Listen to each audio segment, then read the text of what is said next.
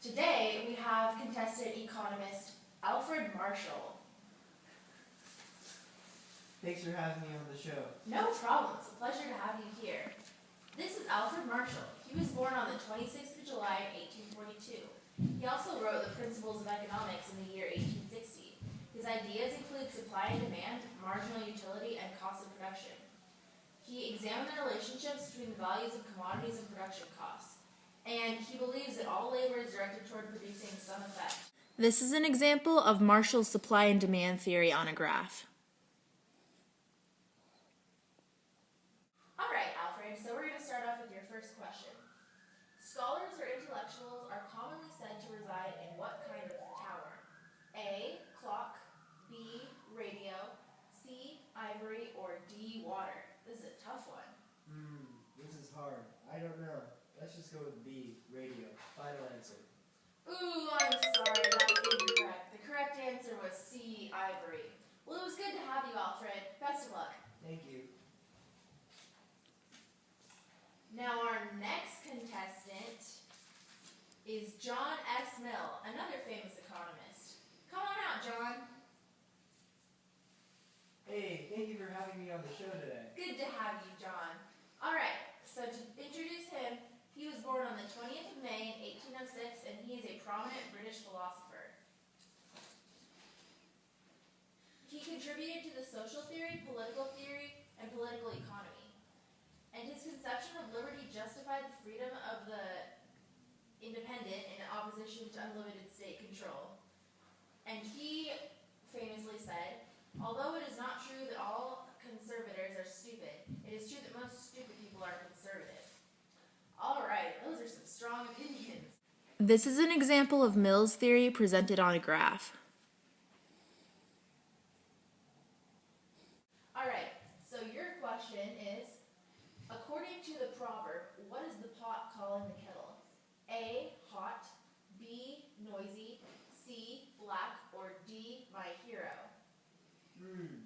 I think this is a pretty easy question. It's D, my hero. Final answer. Ooh, I'm sorry, that's incorrect. The answer was C, black. Best of luck.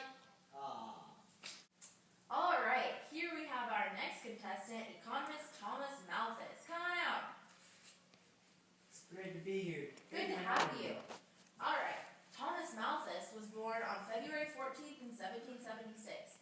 He is an excellent British scholar, and he published his theory on population limit by natural selection, such as disease and famine.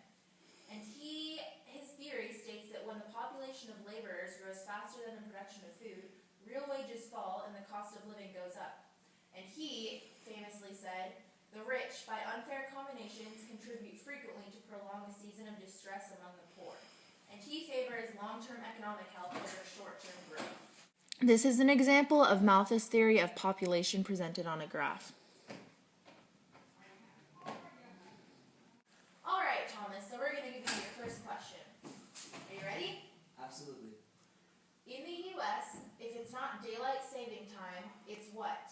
A, borrowed time, B, overtime, C, standard time, or D, party time?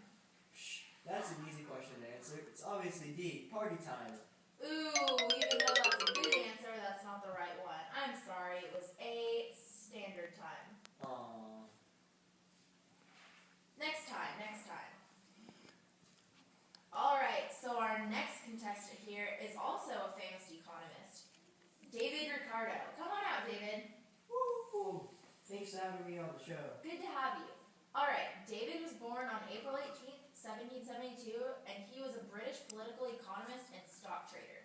He came up with the value theory and his law of comparative advantage, which is an argument in favor of free trade among countries and specialization among individuals.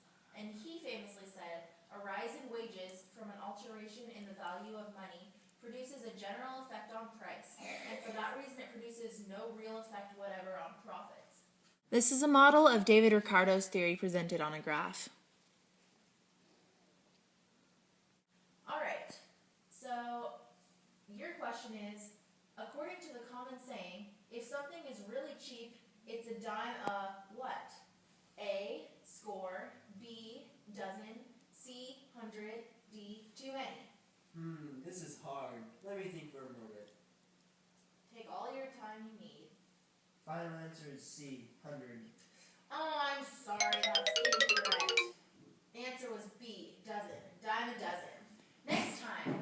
Next time. Since you appeared on tonight's show.